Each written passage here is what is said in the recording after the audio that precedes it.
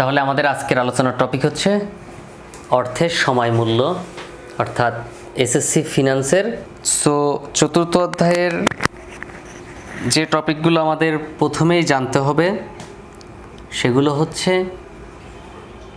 এক নাম্বার কাজ হচ্ছে অর্থের সময় মূল্য কাকে বলে। অর্থের সময় মূল্য কাকে বলে। দেখো,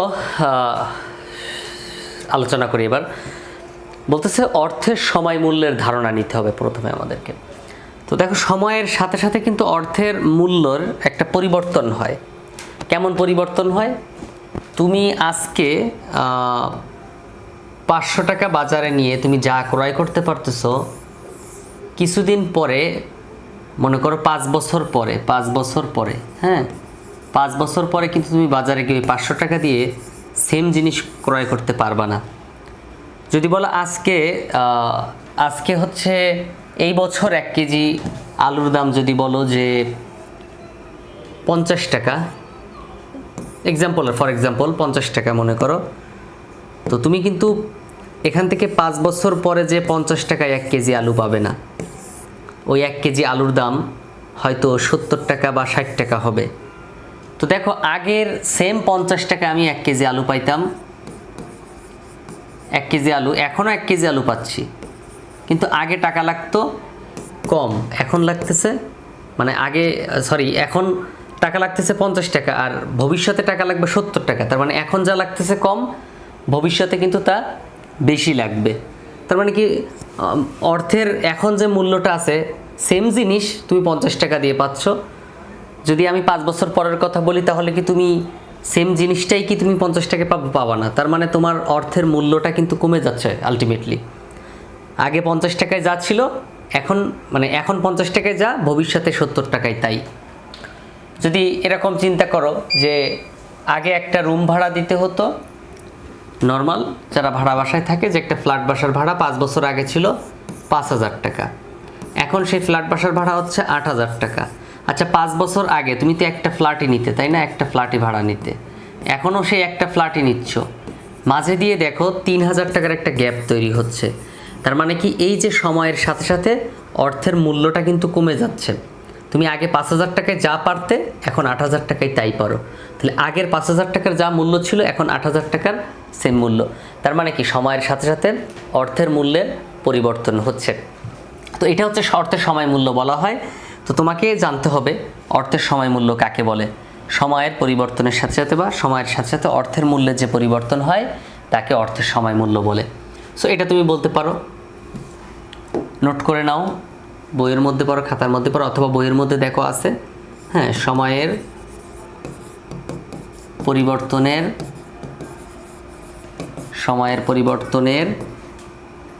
সাথে সাথে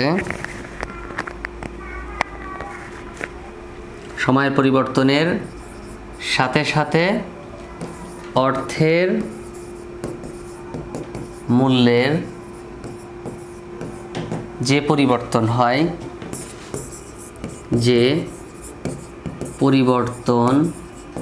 হয়, তাকে অর্থের সময়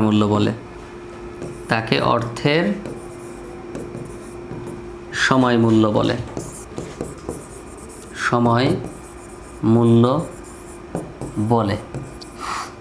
এখন যদি, আচ্ছা শুনতে পাচ্ছ সবাই? তাহলে সময়ের পরিবর্তনের সাথে সাথে অর্থের মূল্যের যে পরিবর্তন হয়, তাকে অর্থের সময় মূল্য বলা হয়। এটা হচ্ছে সংজ্ঞা। এই সংজ্ঞাটা তুমি লিখে দিতে পারো। এখন কথা হচ্ছে, দেখো, এখন তুমি আজকে ব্যাংকে যদি 5 লক্ষ টাকা রাখো, আজকে 5 লক্ষ টাকা রাখলা, মনে করো 2026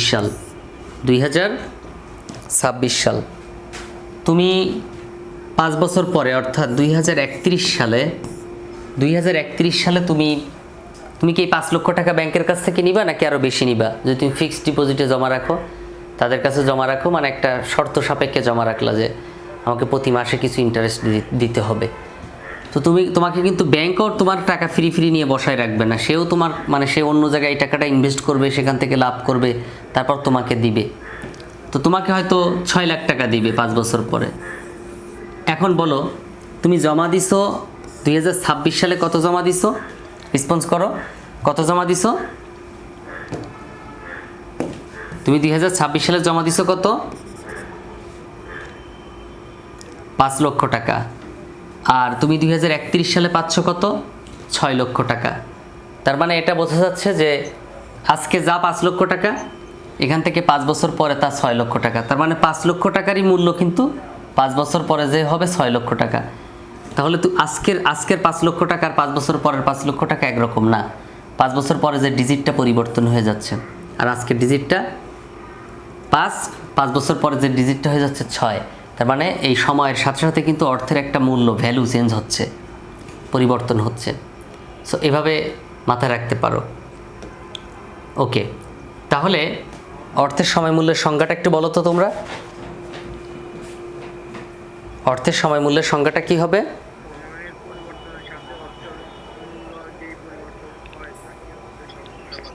থ্যাংক ইউ। তাহলে সময়ের পরিবর্তনের সাথে সাথে অর্থের মূল্যের যে পরিবর্তন হয় তাকে অর্থের সময় মূল্য বলে। আজকে যে অর্থটা দেখতে পাচ্ছ তুমি, এই যে প্রথমজন যে বসে আছে, এটা হচ্ছে আজকের অর্থ। এটা হচ্ছে আজকের অর্থ। এই অর্থটা দেখো 1 বছর, 2 বছর, 3 বছর, 4 বছর, 5 বছর যে কতটা হয়ে যাচ্ছে।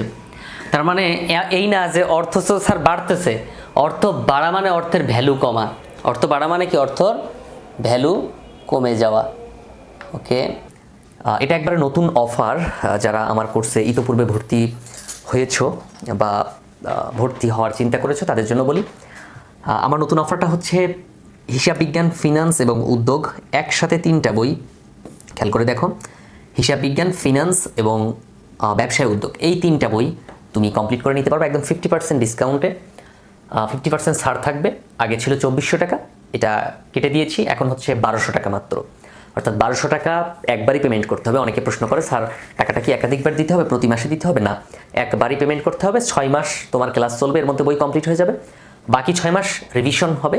কারো কোনো ডাউট থাকলে, প্রবলেম থাকলে সেগুলো সলভ করে দেওয়া হবে। হয়তো তখন ওইভাবে ক্লাস হবে না নিয়মিত, কিন্তু প্রবলেমগুলো সলভ করা হবে। যখন অনেকগুলো প্রবলেম একসাথে জমে যাবে তখন সেটা সমাধান করবে। 6 মাসের মধ্যে তোমার বইটা কমপ্লিট হয়ে যাবে ইনশাল্লাহ। সো এই ছাড় যদি তুমি গ্রহণ না করো তাহলে তোমার কপাল খারাপ, তুমি হয়তোবা ভালো রেজাল্ট করতে চাও না। আমি বলে দিচ্ছি, আমার এই কোর্সের মেইন ফোকাস হচ্ছে কিভাবে একজন স্টুডেন্ট A+ পেতে পারে। হ্যাঁ, A+ আমার টার্গেট। অর্থাৎ তুমি যতই দুর্বল স্টুডেন্ট হও না কেন, আমার টার্গেট হচ্ছে তোমাকে নিয়ে A+ পাওয়ানো। সো যারা A+ পেতে চাও, একটু কষ্ট করে আমাকে স্ক্রিনে দেওয়া নাম্বারে যোগাযোগ করো। যোগাযোগ করে যত দ্রুত পারো কোর্সে ভর্তি হয়ে যাও। ভর্তি হওয়ার প্রক্রিয়াটা আমাকে ফোন দিয়ে তুমি জিজ্ঞাসা করতে পারো। জাস্ট পেমেন্ট করে দিলেই হবে। 1200 টাকা পেমেন্ট করে হোয়াটসঅ্যাপে একটা মেসেজ দিলে হবে যে আমি টাকা পাঠাইছি এই নাম্বার থেকে। তো টাকা পাঠানোর পরে তোমাকে সিক্রেট গ্রুপে অ্যাড করা হবে। তারপর তোমাকে ট্রেনিং করানো হবে কীভাবে ক্লাস করতে হয়। এই যে জুম অ্যাপে ক্লাস হবে, জুম অ্যাপ যে অ্যাপে হচ্ছে মিটিং হয়, ক্লাস করানো হয়। অনেকে ফেসবুক গ্রুপে ক্লাস করায়, তো ওখানে কমেন্ট করে তারপর প্রশ্ন করতে হয়। তুমি একটা প্রবলেম বুঝতেছো না, আমি যেমন এটা বুঝাচ্ছি, তুমি বুঝতেছো না, আমাকে প্রশ্ন করতে হবে না। তো ওখানে হচ্ছে সেটা না করে হয় কি, জুম অ্যাপে ক্লাস না করায় ফেসবুক গ্রুপে ক্লাস করায়, লাইভে মানে কমেন্ট করতে হয়। তো কমেন্ট করতে গেলে এটা সাথে সাথে ওই টিচার দেখতেও পারে না। তুমি যখন কথা বলবা আমার কথার মাঝে, হ্যাঁ, তখন তো তুমি প্রশ্ন করবা, সরাসরি প্রশ্ন করবা আর কি। তারপর ক্লাসগুলো রেকর্ড করা থাকবে আর ফ্রি লেকচার শিট থাকবে। মানে তুমি ভর্তি হওয়ার পরে প্রত্যেকটা চ্যাপ্টারে আলাদা আলাদা লেকচার শিট ফ্রিতে পেয়ে যাবা। বোর্ড প্রশ্ন সমাধান করা হবে, মানে তুমি একটা অধ্যায় শেষ করার পর বোর্ড প্রশ্ন সমাধান করে তারপর তার উপর তুমি পরীক্ষা দিবে। আর অনেক সুবিধা তো আছেই। সো যত দ্রুত পারো স্ক্রিনে দেওয়া নাম্বারে যোগাযোগ করে। এটা হচ্ছে এই কারণেই বলা, হয়তো অনেকে মানে এটাকে মনে করে যে স্যার বারবার একই কথা কেন বলে। ব্যাপারটা হচ্ছে এটা আমি মনে করাই দিই এই কারণে যে যদি তোমার মানে তুমি যদিও ভিডিওটা হয়তো সার্চ করে দেখতেছো কিংবা তুমি আমার নিয়মিত ক্লাস দেখো, কিন্তু ইনফরমেশনটা জানলে হয়তো তোমার উপকার হতে পারে। মাত্র 1200 টাকা দিয়ে একবারই 1200 টাকা পেমেন্ট করতে হয়। 1200 টাকা দিয়ে তুমি পুরো বই কমপ্লিট করে নিতে পারতেছো। সো এটা তোমার জন্য তো বিগ অপরচুনিটি, তাই না? তো জানানো উচিত। এই জন্য আমি একটু জানাই। তো এটা কিছু মনে নিও না, হ্যাঁ। ভালো না লাগলে স্কিপ করে দিবা, দিয়ে তারপর আগে যাবা, ক্লাস দেখবা। নেক্সট আমরা জানবো হচ্ছে, দেখো সুযোগ ব্যয় কি। সুযোগ ব্যয়টা আসলে কি? অর্থের সময় মূল্যের গুরুত্ব, মানে কেন অর্থের সময় মূল্যটা আমরা পড়ব, এটার আসলে কাজ কি, এর গুরুত্বটা আমাদেরকে জানতে হবে। ঠিক আছে, এর গুরুত্বটা আমাদেরকে জানতে হবে। কেন আমরা অর্থের সময় মূল্যটা সম্পর্কে জানব, মানে এটার গুরুত্ব বলতে আসলে কি বোঝাচ্ছে যে এই অর্থের সময় মূল্য শিখে আসলে লাভটা কি, মানে আমাদের লাভটা কি, আমরা কেন শিখব। আমরা শিখে এই অর্থের সময় মূল্য শিখে আমরা জানতে পারবো যে হচ্ছে সুযোগ ব্যয় নির্ধারণ করতে পারবো। সুযোগ ব্যয় জিনিসটা কি স্যার? তা তো জীবনে শুনি নাই। সুযোগ ব্যয় জিনিসটা কি? কেউ একটু বলো তো শুনি। কেউ একটু বলো তো সুযোগ ব্যয় জিনিসটা আসলে কি? বলতে পারবা সুযোগ ব্যয় কি? না বলতে পারলে বলো, সমস্যা নেই। না বলতে পারলে বলো স্যার পারি না। পারো না? ওকে, থ্যাংক ইউ। এই যে কি সুন্দর, দেখো তো। আচ্ছা, তাহলে সুযোগ ব্যয় হচ্ছে, মনে করো তোমাকে আমি বললাম যে তুমি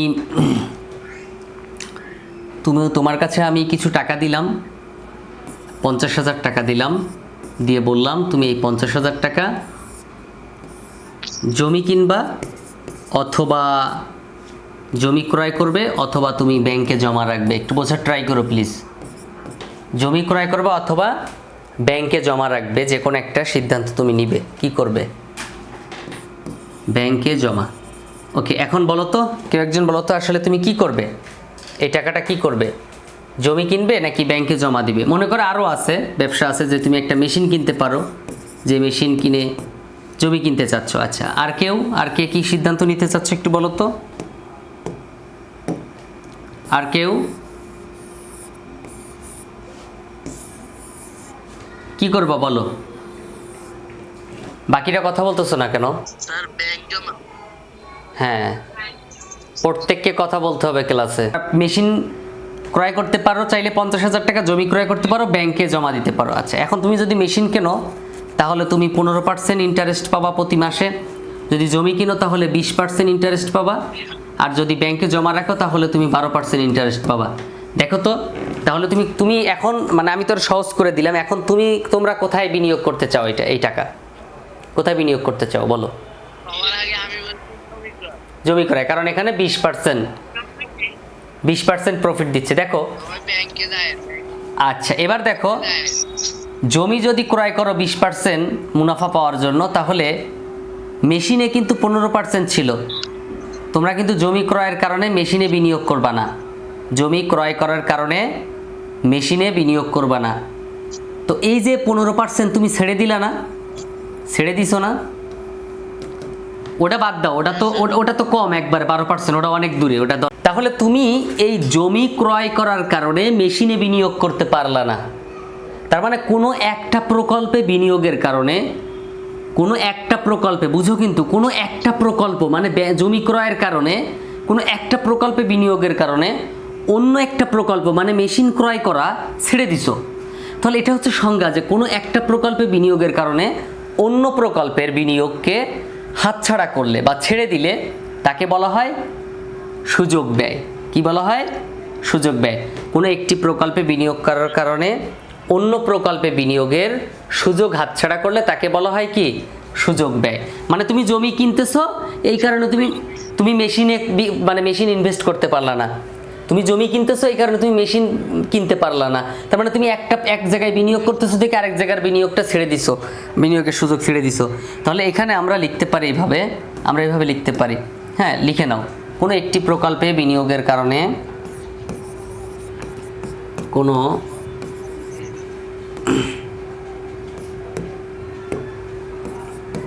কোনো একটি প্রকল্পে বিনিয়োগের কারণে অন্য বিনিয়োগের, যার পাশে সাউন্ড হচ্ছে সে মিউট করে রাখো, বিনিয়োগের, রুমের দরজা লাগিয়ে রাখো, অন্য বিনিয়োগের সুযোগ। বাসায় বলে দিবা, তোমার যখন ক্লাস চলবে ওই সময় যেন কেউ কথা না বলে। যদি না শোনে আমাকে ফোন ধরাই দিবা, আমাকে মেসেজ পাঠাবা। কোনো একটি প্রকল্পে বিনিয়োগের কারণে অন্য প্রকল্পে বিনিয়োগের সুযোগ। এখানে অন্য প্রকল্পে বিনিয়োগের সুযোগ হাতছাড়া করাকে বলা হয় বিনিয়োগের সুযোগ ব্যয়। বলা হয় বিনিয়োগের সুযোগ ব্যয়।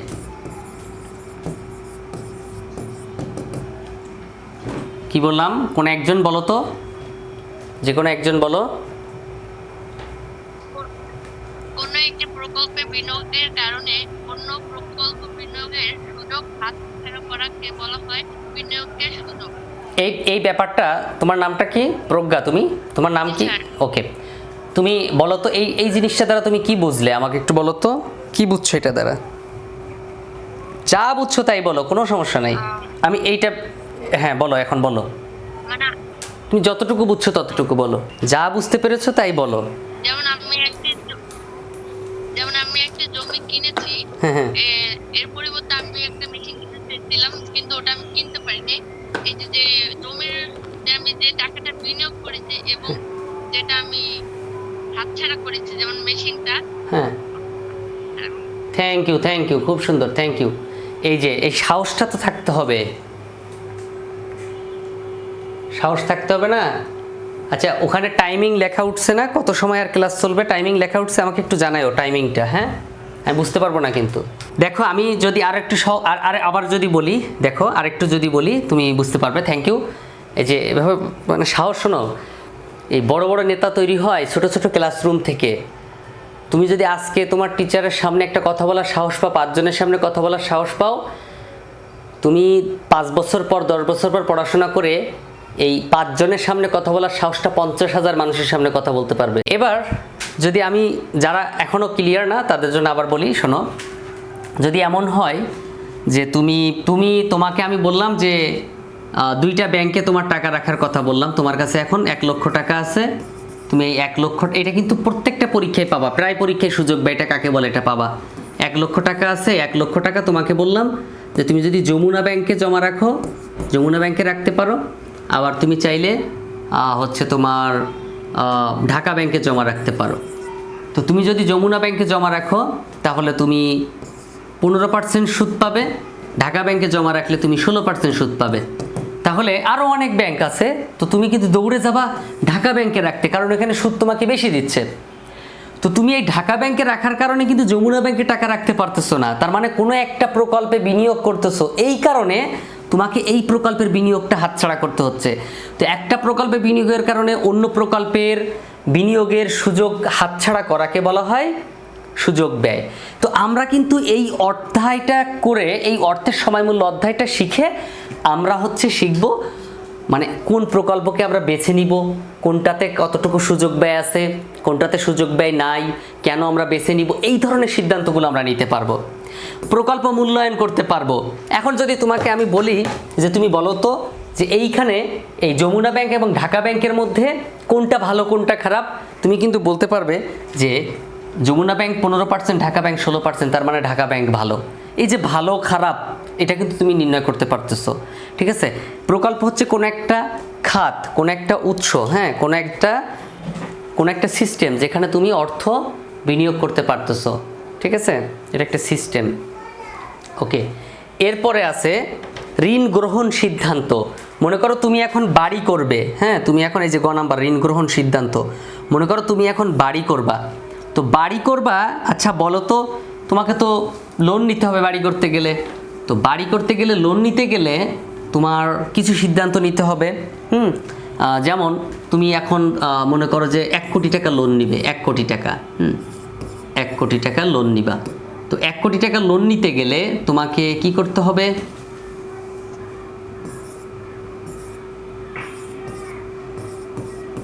ওকে, তুমি এখন 1 কোটি টাকা লোন নিবে। তো 1 কোটি টাকা লোন নিতে গেলে তুমি ব্যাংকে যাবা।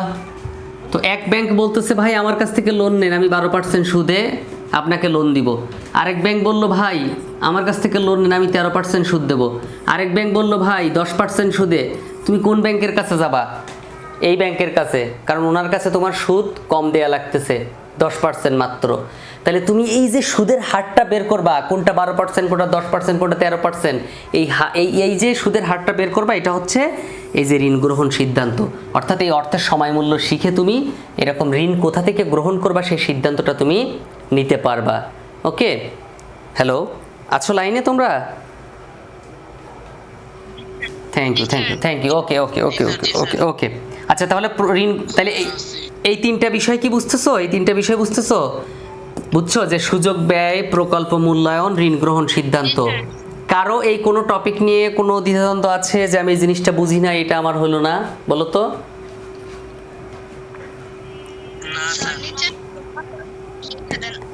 বুঝি নাই। এটা সিদ্ধান্ত লাগবে না, হ্যাঁ দুইটা সংজ্ঞাগুলো না, এটা সংজ্ঞা লাগবে না। শোনো, এটা হচ্ছে জাস্ট আমরা কেন অর্থের সময় মূল্যটা শিখবো, তার মধ্যে এইটা most important, very very important. যদি হ্যাঁ শোনো, ভেরি ভেরি ইম্পর্টেন্ট বললাম। যদি এটা পরীক্ষা না আসে আমাকে বলবা স্যার এটা তো প্রথম পরীক্ষা আমি পাই নাই, মানে সেমিস্টার বলো মিড টার্ম বলো, যে কোনো পরীক্ষায় এই অধ্যায় যদি থাকে তাহলে এই প্রশ্নটা দেয়, বোর্ড পরীক্ষায় আসে। কিন্তু এটা হচ্ছে জাস্ট আমাদের ধারণাটা যে আমরা কেন অর্থের সময় মূল্য গ্রহণ করবো, এটার কোনো সংজ্ঞা আসে না যে প্রকল্প মূল্যায়ন কি, ঋণ গ্রহণ সিদ্ধান্ত কি। হ্যাঁ এটা বলতে পারো যে প্রকল্প মূল্যায়ন হচ্ছে একাধিক প্রকল্প থেকে সবচেয়ে ভালো প্রকল্পটাকে গ্রহণ করার উপায়টাকে কি বলা হয়, প্রকল্প মূল্যায়ন বলা হয়। ঋণ গ্রহণ সিদ্ধান্ত, যে প্রকল্প থেকে বা যে প্রতিষ্ঠান থেকে ঋণ গ্রহণ করলে সবচেয়ে কম হচ্ছে সুদের হার প্রদান করতে হবে বা সবচেয়ে বেশি সুযোগ সুবিধা পাবো, সেটাই হচ্ছে কি ভবিষ্যৎ মূল্য। হচ্ছে তুমি আজকে ব্যাংকে এই বছর তুমি 50,000 টাকা রেখেছো, 5 বছর পরে যে তুমি হয়তো 70,000 টাকা ফেরত পাবা। এই 50,000 টাকাকে বলা হয় বর্তমান মূল্য। কি বলা হয়, বর্তমান মূল্য। আর এই 70,000 টাকাকে বলা হয় ভবিষ্যৎ মূল্য। ভবিষ্যৎ মূল্য, হ্যাঁ ভবিষ্যৎ মূল্য, ঠিক আছে, ভবিষ্যৎ মূল্য। তাহলে এই টাকাটা তুমি কিন্তু কোনো একটা ব্যাংকে বলো, কোনো একটা প্রতিষ্ঠানে রেখেছো জমা, আর সেই ব্যাংকের সাথে তোমার চুক্তি হয়েছে, মনে করো 10% সুদের চুক্তি হয়েছে। তাহলে এবং টাকাটা কিন্তু তুমি আজকে জমা রাখছো, আজকেই তুলে আনছো, তোমাকে 70,000 টাকা দিয়েছে তা কিন্তু না।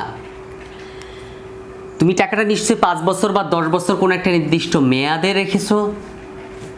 তাহলে দেখো কোনো নির্দিষ্ট সময় পরে নির্দিষ্ট পরিমাণ সুদের হারে যে ভবিষ্যতে অর্থ পাওয়া যায় সেটাই হচ্ছে ভবিষ্যৎ মূল্য। তাহলে নির্দিষ্ট পরিমাণ অর্থ নির্দিষ্ট সময়ের জন্য নির্দিষ্ট সুদের হারে জমা রাখলে ভবিষ্যতে যে অর্থ ফেরত পাওয়া যায় তাকে বলা হয় কি, অর্থের ভবিষ্যৎ মূল্য। তাকে কি বলা হয়, ভবিষ্যৎ মূল্য। কি বলছি ক্লিয়ার হচ্ছে কি না একটু বইলো, আমাকে জানাও ক্লিয়ার হতে পারতেছো কি না। ওকে, তুমি নির্দিষ্ট পরিমাণ অর্থ, কোনো নির্দিষ্ট পরিমাণ অর্থ, এই 50,000 টাকার কথা বললাম, 5 বছরের জন্য নির্দিষ্ট সময় বললাম, 10% সুদে, নির্দিষ্ট সুদের হারে বা নির্দিষ্ট হারে ভবিষ্যতে যে অর্থ ফেরত পাওয়া যায়, জমা রাখলে ভবিষ্যতে যে অর্থ ফেরত পাওয়া যায় সেটাই হচ্ছে ভবিষ্যৎ মূল্য। এই ভবিষ্যৎ মূল্যকে বলা হয় কি, ভবিষ্যৎ মূল্যকে বলা হয় future value, FV, future value. আর বর্তমান মূল্যকে বলা হয় প্রেজেন্ট ভ্যালু, প্রেজেন্ট ভ্যালু। বর্তমান মূল্যকে কি বলা হয়, প্রেজেন্ট ভ্যালু। আর ভবিষ্যৎ মূল্যকে কি বলা হয়, ফিউচার ভ্যালু, ফিউচার ভ্যালু। বর্তমান মূল্যকে প্রেজেন্ট ভ্যালু, ভবিষ্যৎ মূল্যকে ফিউচার ভ্যালু বলা হয়। তাহলে এখন যেটা আমাদের দরকার সেটা হচ্ছে এইখানে ভবিষ্যৎ মূল্য নির্ণয়ের জন্য একটা সূত্র দরকার হয়। সেই সূত্রটা হচ্ছে ফিউচার ভ্যালু সমান প্রেজেন্ট ভ্যালু ইন্টু 1+i⁴n। দেখো ভবিষ্যৎ মূল্যের সংজ্ঞাটা মনে লিখে দিচ্ছিলাম, তাই না, ভবিষ্যৎ মূল্যের সংজ্ঞাটা লিখে দিচ্ছিলাম, রাইট। ভবিষ্যৎ মূল্য ও বার্ষিক চক্রবৃদ্ধি। দেখো ভবিষ্যৎ মূল্য কি, তাহলে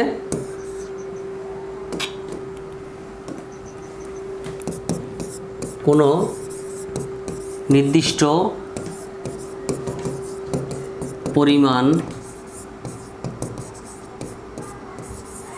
পরিমাণ অর্থের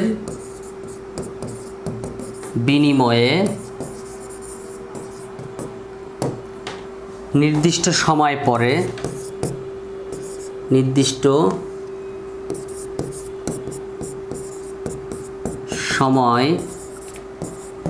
পরে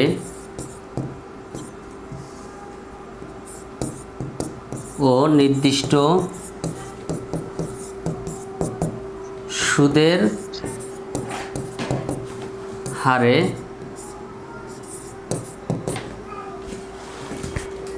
ভবিষ্যতে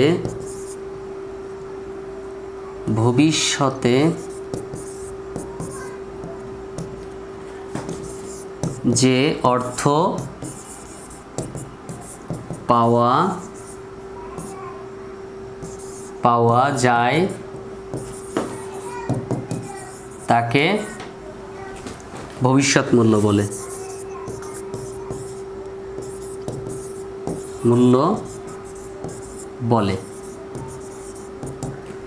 কোনো নির্দিষ্ট পরিমাণ অর্থের বিনিময়ে নির্দিষ্ট সময় পরেও নির্দিষ্ট সুদের হারে ভবিষ্যতে যে অর্থ পাওয়া যায় তাকে ভবিষ্যৎ মূল্য বলে। ভবিষ্যৎ মূল্যকে তাহলে আমরা কি বলে চিনি? Future value. ওকে, তাহলে কোনো নির্দিষ্ট পরিমাণ অর্থের বিনিময়ে নির্দিষ্ট সময় পরে নির্দিষ্ট সুদের হারে ভবিষ্যতে যে পরিমাণ অর্থ পাওয়া যায় তাকে ভবিষ্যৎ মূল্য বলে। তোমরা এটা প্রয়োজনে আবার লিখে নিও। ওকে, তো এই ভবিষ্যৎ মূল্য বা বার্ষিক চক্রবৃদ্ধি, ভবিষ্যৎ মূল্য নির্ণয়ের জন্য একটা সূত্র আছে। হ্যাঁ, একটা সূত্র আছে। সূত্রটা কি তাহলে? ফিউচার ভ্যালু সমান প্রেজেন্ট ভ্যালু ইন্টু 1+i পাওয়ার n। দেখো, ফিউচার ভ্যালু নির্ণয়ের সূত্র। কিভাবে ফিউচার ভ্যালু নির্ণয় করতে হবে? মনে করো তোমাকে বলল যে আজকে যদি তুমি 1000 টাকা ব্যাংকে জমা রাখো, 1000 টাকা ব্যাংকে জমা রাখো। কবে? আজকে। তাহলে আজকে তুমি টাকা রাখবে। এই আজকে মানে হচ্ছে বর্তমান মূল্য, অর্থাৎ প্রেজেন্ট ভ্যালু, পিভি। আজকে মানে বর্তমান মূল্য বা প্রেজেন্ট ভ্যালু। তো তুমি আজকে জমা রাখতেছো 1000 টাকা, অর্থাৎ প্রেজেন্ট ভ্যালু 1000 টাকা। হ্যাঁ, আজকে 1000 টাকা জমা রাখতেছো। সুদের হার তোমাকে দিবে, সুদের হার দিবে হচ্ছে মনে করো 10%।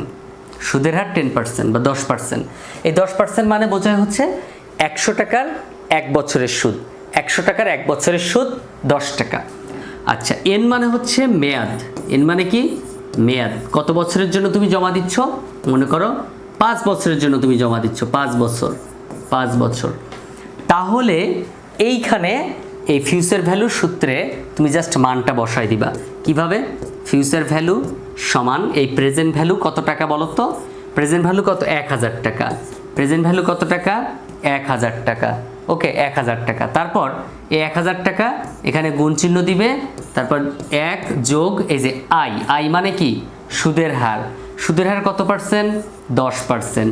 সুদের হার 10%। তো এই 10% সুদের হার হইলে এই পার্সেন্টটাকে আমরা যদি ছুটাইতে চাই তাহলে এই 10কে 100 দ্বারা ভাগ দিতে হবে। 100 দ্বারা, তাহলে 0.10 আসবে। ক্যালকুলেটরটা সাথে নাও। দেখো 0.10 আসতেছে। এখানে যদি 5%ও থাকে, 10% থাকে, 20% থাকে, যত পার্সেন্ট থাক না কেন, তুমি জাস্ট 100 দ্বারা ভাগ দিয়ে এই পার্সেন্টটাকে ছুটাই দিবে। তাহলে শুধু কি লিখবা? 0.10 লিখতে হবে। হ্যাঁ, বা 0.1 আসতে পারে, 0.10, যেটা যা ইচ্ছা। পয়েন্টের পরে 1-এর পরে তুমি শূন্য দাও আর না দাও, এই শূন্যর কোনো কাজ নাই। এন এর মান হচ্ছে কত? কয় বছর? 5 বছর। এন দ্বারা বোঝায় নাম্বার অফ ইয়ার। এখন এইখানে দেখো, তুমি ক্যালকুলেটারে আগে তুলো 1000, তারপর গুণ দাও, দেওয়ার পরে এবার তুমি ব্র্যাকেট দাও একটা, দেওয়ার পরে 1 যোগ এই যে 0.10 এভাবে তুলো, আবার ব্র্যাকেট দাও, দেওয়ার পর দেখো ক্যালকুলেটারে এমন একটা চিহ্ন আছে। হ্যাঁ, এমন একটা চিহ্ন আছে, দেখো ওই চিহ্নটা সায়েন্টিফিক ক্যালকুলেটারে, ওই চিহ্নটার উপর চাপ দিয়ে তারপরে 5 লেখো, দেখো উত্তর চলে আসবে। ক্যালকুলেটর আছে তোমাদের কাছে? 1610 শিওর? আচ্ছা, আরেকজন করো তো, দেখো তো 1610 আসে কিনা দেখো তো।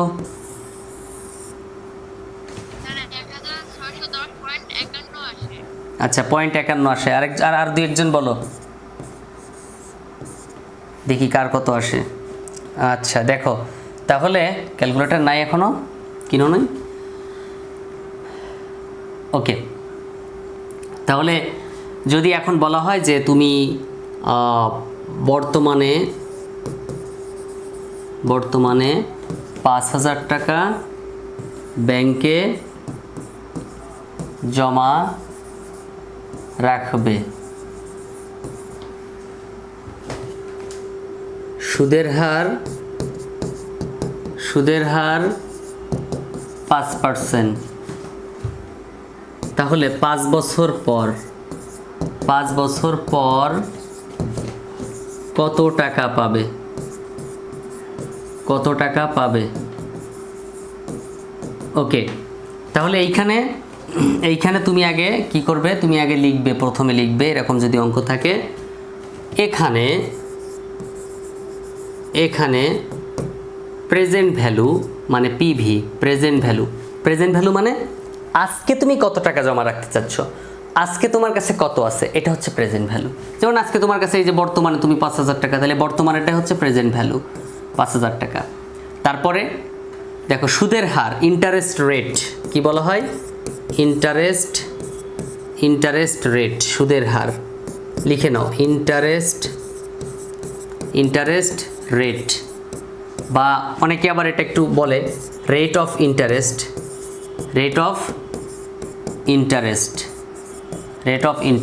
ওকে, ইন্টারেস্ট রেট বা রেট অফ ইন্টারেস্ট যাই বলো না কেন, এইটাকে তুমি লিখবা হচ্ছে I = 5% লিখবা, বা দিবা 5কে 100 দ্বারা ভাগ দিবা। দেখো তো কত হয় 5কে 100 দ্বারা ভাগ দিলে? কত হয় বলো? কত হয়? 0.05। অনেকে কিন্তু এটা করবে কি জানো, 0.5 দিবে। কিন্তু এখানে তো সিঙ্গেল ডিজিট, যদি ডাবল ডিজিট হইতো 10, 12, 15 হইতো, তাহলে আবার পয়েন্টের পরে শূন্য আসতো না, কিন্তু সিঙ্গেল ডিজিট হওয়ার কারণে পয়েন্টের পর শূন্য আসছে। তারপর দেখো এন মানে কি? Number of year. এন মানে নাম্বার অফ ইয়ার, বছর, বছর। এন বলতে বোঝায় নাম্বার অফ ইয়ার। সুদের হার, সুদের হার আই, তাহলে নাম্বার অফ ইয়ার কত? বছর কত? 5 বছর। এখন তুমি সূত্র বসাও, তুমি বের করবা কি? 5 বছর পর কত পাবা, মানে ভবিষ্যতে, ফিউচার ভ্যালু। এফভি সমান সূত্র হচ্ছে পিভি ইন্টু 1 যোগ আই পাওয়ার এন, তাই না? I power N. অনেকে এটাকে আবার আর দেয়, অনেকে আবার আর দেয়, নো টেনশন, অনেকে কে দেয়। সো তুমি যেটা ইচ্ছে দিতে পারো। তাহলে এখন তুমি মান বসাও, প্রেজেন্ট ভ্যালু কত? 5,000 গুণ 1 যোগ, এখানে ব্র্যাকেট দিয়ে দাও, আই হচ্ছে কত? 0.05, মাথার উপরে পাওয়ার কত? 5 বছর। তাহলে এটা ক্যালকুলেশন করলে কত হয় বলো তো? কত হয়?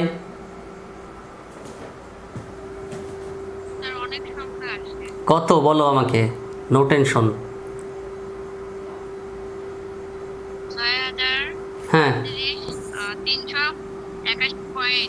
6,381 পয়েন্ট, তারপর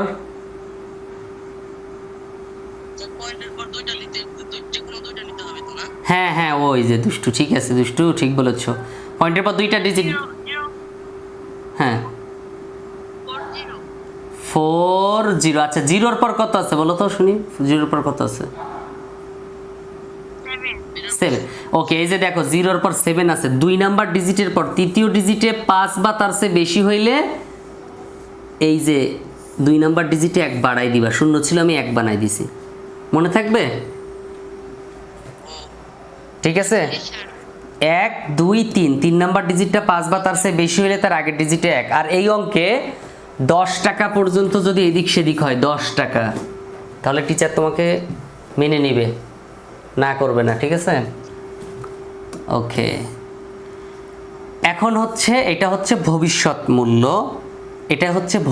মূল্য। আর আরেকটা বিষয় এখানে বলা আছে বার্ষিক চক্রবৃদ্ধিকরণ, অর্থাৎ বছরে যদি একবার সুদ প্রদান করা হয় তাহলে সেটাকে বলা হয় বার্ষিক চক্রবৃদ্ধিকরণ। এখন এখানে বার্ষিক একাধিকবার চক্রবৃদ্ধিকরণ থাকতে পারে। এই যে বললাম না 10% সুদ, এটা তো বছরে একবার দিবে, একবার 10%, মানে 100 টাকায় 1 বছরের সুদ।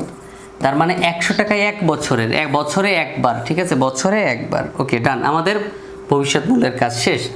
এখন হচ্ছে বর্তমান মূল্য। বর্তমান মূল্য বা বার্ষিক বাট্টাকরণ কাকে বলে? বাট্টাকরণ জিনিসটা নিয়ে প্রায়ই প্রশ্ন হয়। বাট্টাকরণ কাকে বলে এটা আমাদের জানতে হবে। যে প্রক্রিয়ায় লিখে নাও, যে প্রক্রিয়ায় ভবিষ্যৎ মূল্যকে বর্তমান মূল্যে রূপান্তর করা হয় তাকে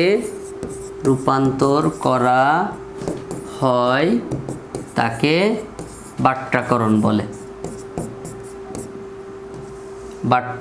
বলে। আমার হাতের লেখা আমি শিওর বুঝতে পারবো না, তারপর বুঝে নিও কষ্ট করে, হ্যাঁ। বাট্টাকরণ বলে। আল্লাহ তাআলা হাতের লেখাটা ভালো দেয় নাই গো। যে প্রক্রিয়ায় ভবিষ্যৎ মূল্যকে বর্তমান মূল্যে রূপান্তর করা হয় তাকে বাট্টাকরণ বলে। আচ্ছা, এই বাট্টাকরণ কাকে বলে? এটা যা চক্রবৃদ্ধিকরণ তাই। চক্রবৃদ্ধিকরণ হচ্ছে বর্তমান মূল্যকে ভবিষ্যৎ মূল্যে রূপান্তর করা। কি বলছি মনে থাকবে? জি স্যার। আচ্ছা, বাট্টাকরণ হচ্ছে ভবিষ্যৎ মূল্যকে বর্তমান মূল্যে রূপান্তর করা, আর চক্রবৃদ্ধিকরণ হচ্ছে বর্তমান মূল্যকে ভবিষ্যৎ মূল্যে রূপান্তর করার প্রক্রিয়া। পারবা? ওকে, থ্যাংক ইউ। তাহলে বর্তমান মূল্য নির্ণয়ের আমাদের সূত্র শিখতে হবে। দেখো, বর্তমান মূল্য নির্ণয়ের সূত্র হচ্ছে,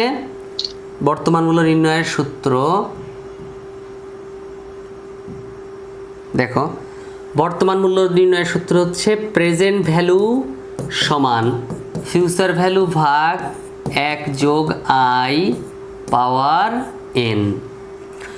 ব্যাপারটা ঠিক এমন, যদি আমি বলি এটা এই সূত্রটা তুলে নিছো, বর্তমান মূল্য ও বার্ষিক বাট্টাকরণ, হ্যাঁ, বার্ষিক বাট্টাকরণ অর্থাৎ বছরে একবার বাট্টাকরণ করবে। আচ্ছা, বর্তমান মূল্য, তাহলে প্রেজেন্ট ভ্যালু সমান, আগেরটা গুণ হয়েছিল এখন ভাগ হবে। আগের বার প্রথমে ছিল ফিউচার ভ্যালু, পরে ছিল প্রেজেন্ট ভ্যালু, এখন ফিউচার ভ্যালুকে ভাগ দিব। দেখো 5 বছর পরে, হ্যাঁ খেয়াল করো, জি থ্যাংক ইউ। 5 বছর পরে, 5 বছর পর সাইকেল কিনতে চাও, সাইকেল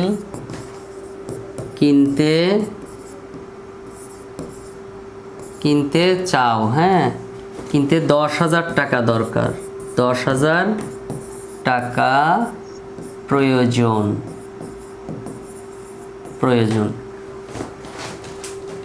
সুদের হার 10%। বর্তমানে ব্যাংকে কত রাখলে সাইকেল কিনতে পারবে? কত রাখলে সাইকেল ক্রয় সম্ভব? সাইকেল ক্রয় সম্ভব। খেয়াল করো, এই প্রশ্নটা দেখে তোমাকে আগে বুঝতে হবে কিভাবে আমাদেরকে খুঁজে খুঁজে বের করতে হবে ইনফরমেশনগুলো। এখানে 5 বছর পর তুমি সাইকেল কিনবে, 5 বছর পরে মানে কি? ভবিষ্যৎ, ফিউচার ভ্যালু কত টাকা? 10,000 টাকা। ফিউচার ভ্যালু 10,000 টাকা। কয় বছর পর? 5 বছর। তাহলে এন হচ্ছে 5 বছর, নাম্বার অফ ইয়ার 5 বছর। তারপর বলছে সুদের হার 10%, মানে আই 10% বা 0.10। তাহলে বর্তমানে ব্যাংকে কত টাকা জমা রাখতে হবে? তার মানে প্রেজেন্ট ভ্যালু বের করতে হবে। প্রেজেন্ট ভ্যালু বর্তমানে, এই 5 বছর পর 10,000 টাকার বর্তমান মূল্য কত, ব্যাংকে কত রাখতে হবে। তো প্রেজেন্ট ভ্যালু সমান ফিউচার ভ্যালু ভাগ 1 যোগ i পাওয়ার n। এখন তুমি শুধু মান বসায় দাও। কি মান বসাবা? প্রথমে বসাও হচ্ছে ফিউচার ভ্যালু কত, 10,000 টাকা বসাও, 10,000 টাকা। তারপরে 1 যোগ i মানে হচ্ছে 10%, এই যে 10%, এইটা লিখে দেব 0.10। ব্র্যাকেট দাও, মাথার উপরে কত আছে? n, 5 বছর। এটা বের করো তো কত হয়, বের করো তো। 6,209.21।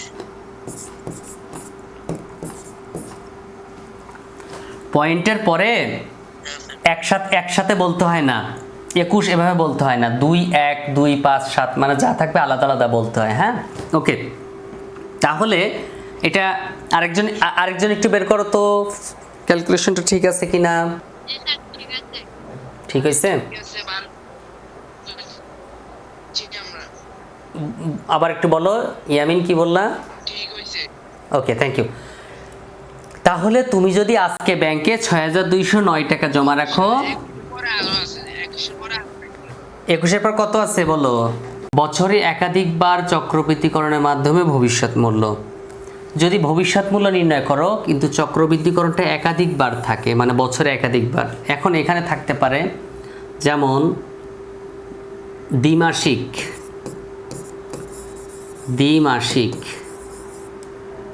ত্রৈমাসিক,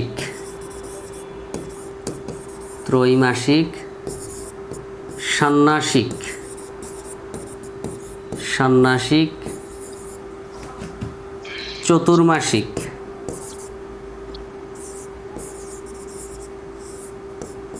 চতুর্মাসিক, এগুলো বলা থাকলে এম এর মান হবে, এম সমান হচ্ছে দ্বিমাসিক মানে 2 মাস পর পর সুদ পাবা, তাহলে 12 মাসে 6 বার সুদ পাবা। ত্রৈমাসিক মানে 3 মাস পর পর, অর্থাৎ এম এর মান হবে এম এর মান হবে 3 মাস পর পর হলে 4 বার। ষান্মাসিক 6 মাস পর পর হলে এম এর মান হবে 2। চতুর্মাসিক বললে এম এর মান হবে 3। হ্যাঁ, এভাবে মনে রাখবা এগুলো।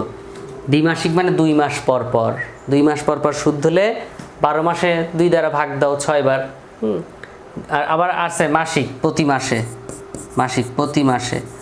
প্রতি মাসে বললে এম সমান 12 বার, প্রতি মাসে 12 মাসে 1 বছর, প্রতি মাসে 1 বার করে সুদ দিবে।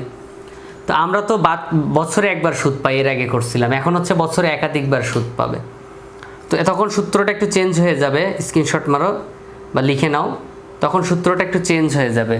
তখন এই ভবিষ্যৎ মূল্য সূত্র হবে ফিউচার ভ্যালু সমান প্রেজেন্ট ভ্যালু ইন্টু 1 যোগ এই যে আই ভাগ এম, এই যে বারবার এম এর কথা বললাম না, এই এমটা তখন এই যে আই এর নিচে একবার লিখবো, এন ইন্টু এম একবার লিখবো। ঠিক আছে, N into M, present value into 1 যোগ আই ভাগ এম, এন ইন্টু এম, এভাবে লিখবো। আবার মনে থাকবে,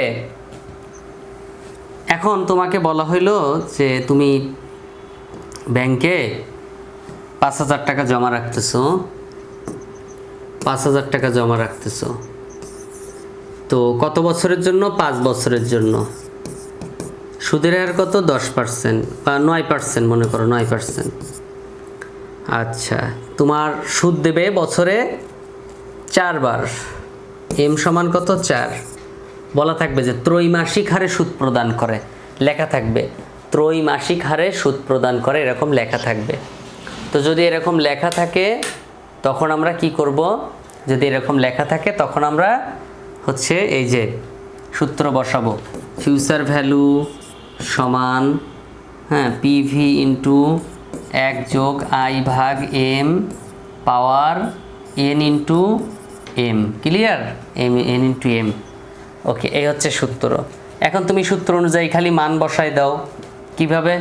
প্রেজেন্ট ভ্যালুর জায়গায় বসাও 5,000 টাকা, প্রেজেন্ট ভ্যালু 5,000 টাকা, 1 যোগ আই মানে কি? 9%, 9% বা এটাকে কি বলবো? আই সমান 9%, বা এটাকে বলবো, বলো তো 9%কে 100 দ্বারা ভাগ দিলে কত হয়? 0.9 হবে নাকি বলো তো? 0.09। গুড, 0.09। এই যে 0.9। তারপর বছর হচ্ছে 5, এন সমান 5 বছর, আর পিভি হচ্ছে 5,000 টাকা। তাহলে এখানে বসাবার 0.09, ভাগ হচ্ছে কতবার? এখানে বললাম 4 বার, তাহলে এখানে লিখবা 4, মাথার উপরে 5 গুণ 4, 5 গুণ 4। এবার এই ক্যালকুলেশনটা করা শিখো একটু। জাস্ট সবার যার যার হাতে ক্যালকুলেটর আছে, ক্যালকুলেটরটা নাও, আমি বলি যাই তাই তুলবা। প্রথমে তুলবা 0.09 ডিভাইডেড 4 মানে 0.09 ভাগ 4। ক্যালকুলেটর এভাবে তুলো, 0.09 ভাগ 4, একটা সমান চিহ্ন দাও, সমান চাপ দাও। হ্যাঁ, দিছো? কেউ একজন কাজটা করো তো আমার সাথে সাথে। আচ্ছা, যা আইছে একটা ফল আইছে না? আইছে। এবার যোগ 1 দাও, যোগ 1। যা আইছে ওর সাথে যোগ 1, এই যে 1 যোগ করো। করছো? করে সমান চাপ দাও। একটা ফলাফল আইছো না? এই ফলাফল, এবার ফলাফল যা আইছে তার সাথে এই যে এই পাওয়ার চিহ্ন দাও, পাওয়ার চিহ্ন দাও। পাওয়ার চিহ্ন দিছো? দেওয়ার পরে এখন হচ্ছে এই 4 আর 5 এই দুটো মুখে মুখে গুণ করবা, মুখে মুখে। 4 5 20, মুখে মুখে গুণ করো। 4 5 20 মুখে মুখে গুণ করে লিখো। লেখার পর এবার সমান চাপ দাও। একটা অ্যান্সার পাইছো, দেখো একটা অ্যান্সার পাইছো। যে অ্যান্সার পাইছো তার সাথে গুণ দিবা হচ্ছে এই 5000, এই 5000 গুণ দিবা। বলো কার কত ফলাফল আসলো?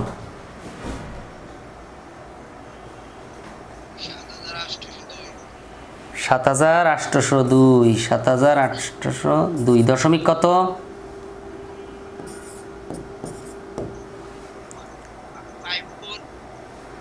5 4।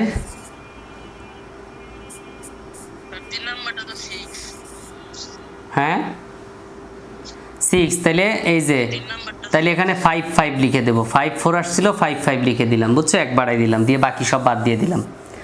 তাহলে কিভাবে বের করলাম? এভাবে এক চাপে বের করলে ভুল কম হবে, ভালো হবে সবচেয়ে, ঠিক আছে? এক চাপে বের করে তুমি হিসাব করবা। এই যে এখান থেকে শুরু করবা, পয়েন্টের এখান থেকে আগে ভাগ, তারপর যোগ করবা, তারপর পাওয়ারের কাজ করবা। পাওয়ারেরটা এটা মুখে মুখে গুণ করে নিবা, মুখে মুখে। 4 5 20। আর এখানে আছে কত? তারপর যে ফলাফল আসবে সেটার সাথে 5000 গুণ করবা, অর্থাৎ 7802.55 টাকা। ওকে, এটা হচ্ছে বছরে একাধিকবার চক্রবৃদ্ধিকরণের সূত্র। তারপর আসো বছরে একাধিকবার বাট্টাকরণের সূত্র কি? সেম কাজ, প্রেজেন্ট ভ্যালু সমান ফিউচার ভ্যালু ভাগ 1 যোগ আই পাওয়ার এন। এখানে কাজটা হচ্ছে, পার্থক্যটা হচ্ছে কি, এই আই এর পরে আই এর নিচে এম আর এন এর সাথে এম গুণ দিবা। সব কাজ আগের মতোই হবে। এখন এটার ক্যালকুলেশন একটু ভুল হইতে পারে। মনে করো এন সমান 5 বছর, ফিউচার ভ্যালু 10,000 টাকা, 10,000 টাকা। তারপরে আই সমান 0.08 মানে 8%, হ্যাঁ 8%। আচ্ছা, আর এম সমান তোমার বললো 6 মাস পর পর, মানে 6, এম এর মান হচ্ছে 6। এখন তুমি এখানে মান বসাই দাও। ফিউচার ভ্যালু কত আছে? 10,000 টাকা আছে, ফিউচার ভ্যালু বসাই দিলাম 10,000 টাকা। তারপর 1 যোগ এই যে আই এর মান হচ্ছে 0.08 ভাগ এম এর মান কত আছে? 6 মাস। তারপরে এন এর মান কত? 5 বছর, 5 গুণ 6। এখন শোনো, ক্যালকুলেটারে কিভাবে কাজ করবা। প্রথমে এই যে ভাগের কাজ করবা, এই যে ক্যালকুলেটারের কাজটা শিখিয়ে দিচ্ছি। 0.08 ভাগ 6 দিবা, হ্যাঁ ভাগ 6 দিবা। দেওয়ার পরে সমান চাপ দিবা, একটা ফলাফল আসবে। সেই ফলাফলের সাথে এই ফলাফলের সাথে যোগ দিবা 1, যোগ 1। দেওয়ার পরে সমান চাপ দিবা, একটা ফলাফল আসবে। তারপর পাওয়ার চাপ দিবা, দেওয়ার পর 5 6 30, এটা মুখে মুখে হিসাব করবা, 30 লিখবা, 5 6 30 দিয়ে আবার সমান চাপ দিবা, হ্যাঁ। দিলে একটা ফলাফল আসবে না? বলো, একটা ফলাফল আসবে। এবার তুমি তোমার ক্যালকুলেটারের এসি দ্বারা চাপ দিবা, এসি, অন্য কিছু না, কিন্তু অন অফ এটা চাপ দিবা না, এসি। জাস্ট কেটে যাবে, মুছে যাবে সব, কিন্তু অফ হবে না ক্যালকুলেটার, হ্যাঁ শুধু মুছে যাবে। এসি আছে না, এসি বাটন আছে না, এসি ডিলেটের পাশে, এসি দেখো ডিলেটের পাশে এসি আছে, এসি চাপ দিবা। দেওয়ার পর এইভাবে, এরপর তোমার কাজ হচ্ছে এবার লিখবা 10,000, কাজ ক্লোজ। এসি দেওয়ার পর এবার লিখবা 10,000 তুলবা, তুলে এবার ভাগ দাও। এই যে এই ভাগটা দাও। দেওয়ার পর এই যে একটা অ্যান্সার বের হয়েছিল না, সেই অ্যান্সার লেখো। অ্যান্সার কিভাবে লিখতে হয় ক্যালকুলেটারে বলো তো? শিফট চাপ দিয়া তারপর কি করতে হয়? শিফট চাপ দিতে হয় না, শিফট না, শুধু অ্যান্সার চাপ দিবে। এই যে অ্যান্সার লাস্টে, শিফট লাগে না। সমানের পাশে দেখো অ্যান্সার চিহ্ন আছে, অ্যান্সার, ওই অ্যান্সারটা লিখবা, হ্যাঁ। এই যে অ্যান্সার আছে 10,000 ভাগ অ্যান্সারের উপর চাপ দিবা, দিয়ে সমান চাপ দিবা। দেওয়ার পর যে ফলাফল আসবে সেটা উত্তর। বলো তো কার কত আইছে? কার কত আইছে বলো তো? স্যার আমার ক্যালকুলেটরে তো অ্যান্সারটা খুঁজে পাচ্ছি না। স্যার ৬০০০ আমারটা বার হয়েছে ৬২11.38 6,211.38